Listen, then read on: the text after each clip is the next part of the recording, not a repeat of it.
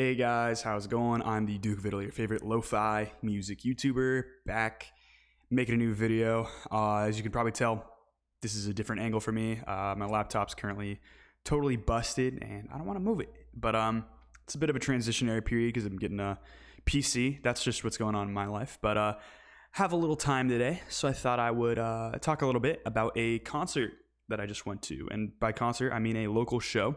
And I go to little local shows all the time with crowds of 100 people or even less. A lot of hardcore punk bands in Savannah, a lot of little bands here and there, a lot of indie bands, a lot of garage rock bands that could be from here or come from South Carolina or basically wherever. But what I'm talking about today is a band that's actually kind of big. Still might be the maybe one of the smallest projects I've reviewed on this channel.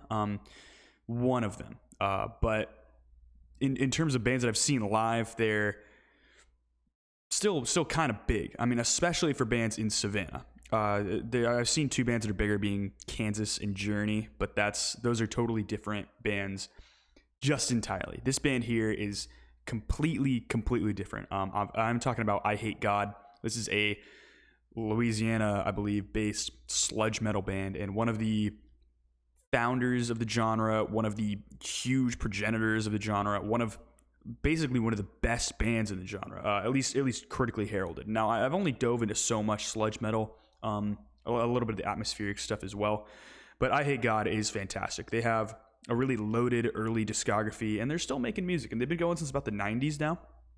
And live, what's really funny in Savannah is, so we have a few concert venues to perform at, a few good ones. You know, we have Victory North, which is good for decent sized bands. They don't perform there that much for decent sized bands, but like that could absolutely hold 300 people audience at least, and it's an actual concert venue. It's small, but it's an actual concert venue. And then we've got like El Rocco, which is where we have like Aura Fest, where a lot of like heavier metal bands come through. And I mean, other bands perform there all the time, but we had Cloak last year at Aura Fest. We had a Squala Grind at Aura Fest. That was in at a coffee shop. But we also have like End Market, which is for where I saw Journey, which is absolutely huge. And there was like a little like theater sort of convention center, which is where Kansas was. And that's kind of before the End Market place was fully built up. And we are getting the Jinx back, which is a place that will have hopefully some pretty big bands. But there's one bar that occasionally has shows and of various degrees of quality. They even have open mic nights here. So that's how small these shows could be. EYEHATEGOD performed at this tiny bar with an under 100% crowd. So what's really funny is like Savannah loves this band. You will find a lot of people wearing this t-shirt, like people that don't even love sludge metal or metal that wear an EYEHATEGOD t-shirt because the band is that good. We're Southern, we're artsy, we love that kind of stuff. And lo and behold, this really important band comes to this really small bar, and I mean really small. For having a band space, it's really small. Like 100 people watching this would be like a packed house. This seemed like pretty packed, and it was probably a bit under 100, probably about like 80 people. And how the show went was phenomenal. The lead vocalist, really nice guy. He was drinking like White Claws on stage, which I find absolutely hilarious.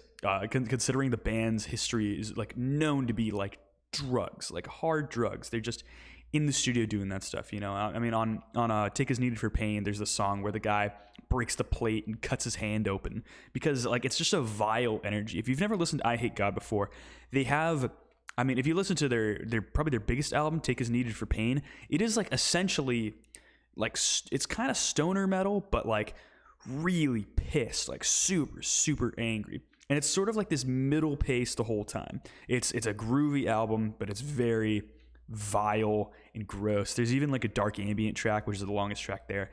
Really good album. But my favorite album of theirs would be Dope Sick, which is the album after, which goes a little bit back to their roots with a little bit more hardcore punk influence. It's got some tracks that are much shorter, and it's got some tracks that are much longer where they go into really slow grinding doom pace, and they also go into like crossover thrash, hardcore punk once or twice.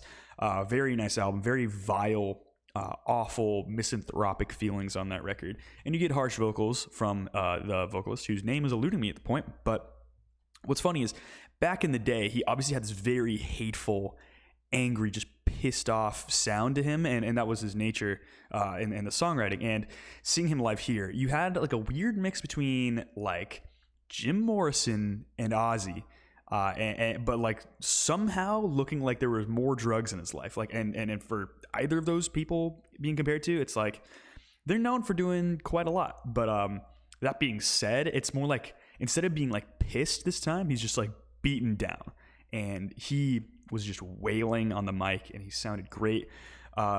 Guitar, bass, both great. Drums were great. During the show, they mostly played songs from Take As Needed for Pain, so you had a lot of that middling pace that was really nice. They played New Orleans is the New Vietnam, which is their like big single that isn't on an album, but it's still like a banger of a track. A lot of really groovy tracks, and probably about halfway through their set, which was talking with my friends, we have like no idea how long it was. I was guessing like 40 minutes, and some of them were guessing like an hour. Like it really went by fast because they're just so good and so consistent on stage.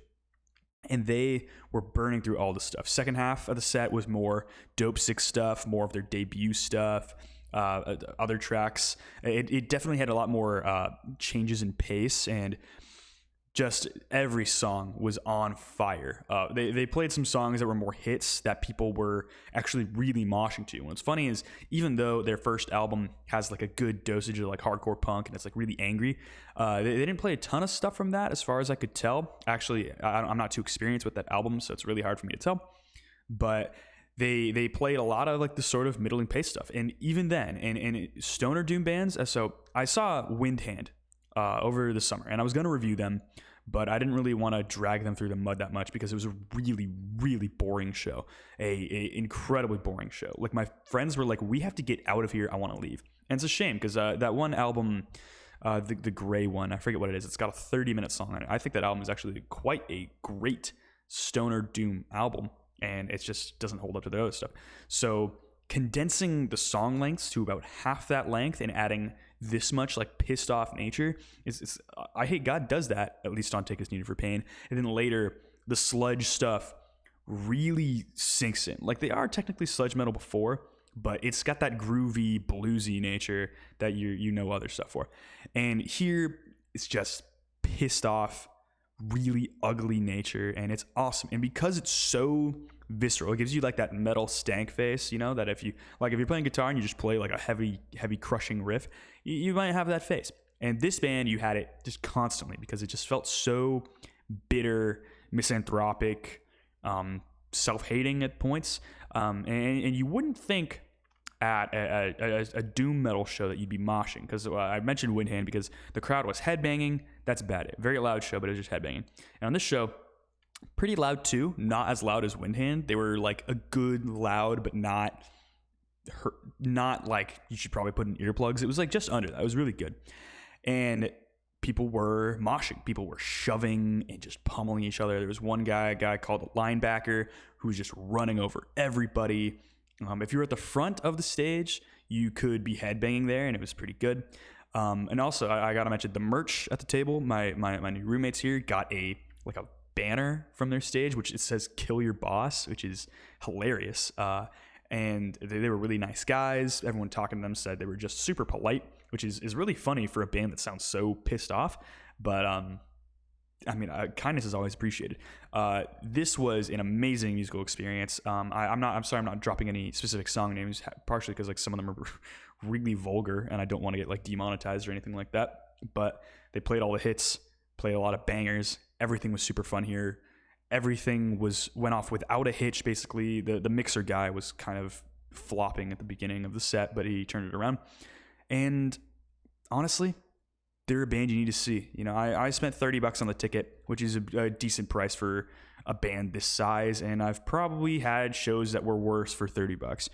For a venue so tiny, it was really intimate feeling, yet they felt so grand. Like you could tell they had star power. Like when I mentioned the Jim Morrison Ozzy thing, it's like the way he was on the mic, like he felt like he knew he was a rock star, and in a way, he totally is a rock star. I believe he's a rock star. He's just a legend. Everyone up there is a legend. But it's so funny seeing it in such a tiny venue, and that's kind of one of the funny things about the show. But it went off without a hitch. Sorry, it's not like the most interesting setup, I know I've seen plenty of shows where things went wrong, but this show went perfectly. Songs went perfectly. This is a band that their veteran status has gotten them really consistent and really, really, really good. Really great show. Absolute blast of a time. Drink a lot when you watch them if you're over 21. But yeah, that's about it. Hope you guys can see I Hate God for yourselves.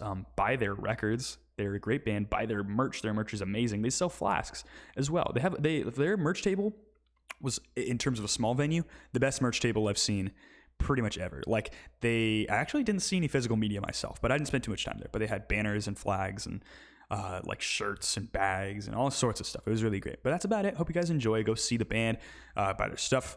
Comments, questions, concerns, go ahead, put down below. What do you guys experience with this band? I'd love to hear. I'd appreciate it. Like and subscribe. And that's about it. Hope you have a good day. Bye.